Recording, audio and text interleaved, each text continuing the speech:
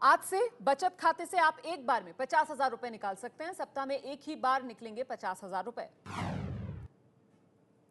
1 अप्रैल से 2 लाख रुपए से ज्यादा के गहनों की नकद खरीदी पर 1% TCS यानी टैक्स कलेक्टेड एट सोर्स देना होगा। मतलब अब कैश में जेवर खरीदना आपके लिए महंगा साबित होगा।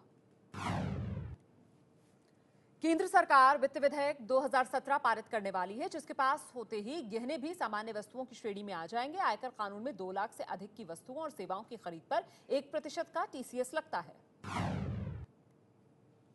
कल यूपी के फतेहपुर में पीएम मोदी ने अखिलेश यादव को नसीहत दी। कहा, धर्म जात के नाम पर भेदभाव नहीं होना चाहिए। अगर गांव में कब्रिस्तान बनता है तो शमशान भी बने। पीएम मोदी ने कहा, अगर रमजान में बिजली मिलती है तो दिवाली में भी बिजली मिलनी चाहिए। अगर होली में बिजली आती है, ईद में भी आनी चाहिए। समाजवादी पार्टी के प्रवक्ता राजेंद्र चौधरी ने मर्यादा की सीमा लांघी। पीएम मोदी और बीजेपी अध्यक्ष अमित शाह को आतंकवादी तक कह दिया। राजेंद्र चौधरी ने कहा, अखिलेश सरकार ने कब्रिस्तान के साथ श्मशान के लिए भी बजट में व्यवस्था की है। पीएम मोदी जनता को गुमराह करने की कोशिश कर रहे हैं।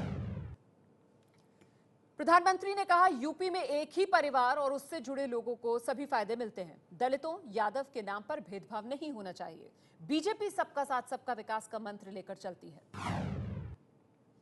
कांग्रेस के वरिष्ठ प्रवक्ता आनंद शर्मा ने कहा, हार देख बौखलाए पीएम मोदी सांप्रदायिक बयान दे रहे हैं। चुनाव आयोग को तुरंत इस पर संज्ञान लेकर कार्रवाई करनी चाहिए।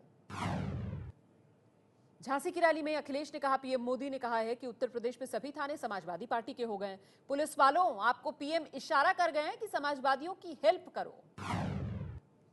रेप के आरोपी अपने मंत्री गायत्री प्रजापति के लिए अमेठी में आज वोट मांगेंगे यूपी के सीएम अखिलेश यादव। अमेठी में 27 फरवरी को मतदान है।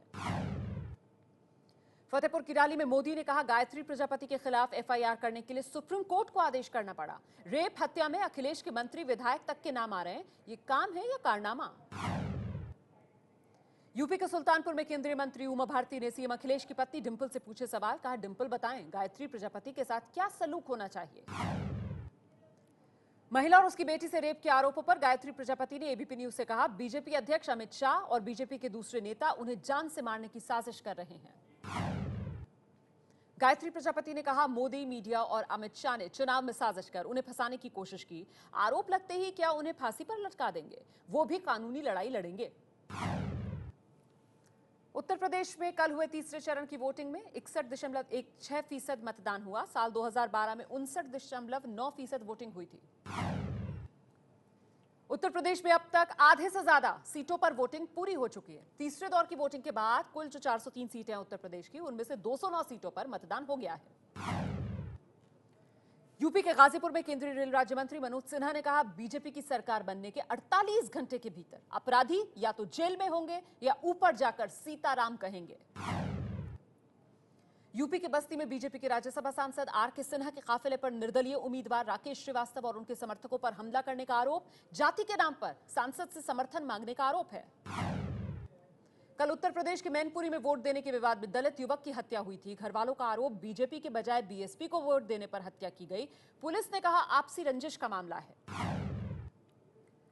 कल बीएमसी के 227 सीटों समेत महाराष्ट्र में 10 महानगर पालिकाओं के लिए वोटिंग होगी। पिछले 22 साल में यह पहला मौका जब बीजेपी और शिवसेना बीएमसी का चुनाव एक दूसरे के खिलाफ लड़ रहे हैं। नतीजे आएंगे 23 फरवरी को। एबीपी न्यूज से बातचीत में महाराष्ट्र के सीएम देवेंद्र फडणवीस ने कहा, जब हमने बीएमसी में घोटाले की जांच करानी शुरू की तो शिवसेना ने गठबंधन तोड़ दिया। कागज मिले तो उद्धव के खिलाफ भी जांच होगी। तमिलनाडु के सीएम पलानीसामी दोपहर 12 बजे आज पहली बार सचिवालय जाएंगे। कुछ जरूरी फाइल पर साइन करने की खबर है। असम में बीजेपी विधायक रमाकांत देओरी का कथित सेक्स वीडियो वायरल। देओरी ने कहा, मंत्री बनने से रोकने के लिए विरोधी साजिश कर रहे हैं। गुजरात के वापी में आयोजित एक धार्मिक कार्यक्रम में लोगों ने मंच पर भजन गा रहे कलाकारों पर जमकर बरसाए 10-10 के नोट। कैमरे में कैद हुई तस्वीरें।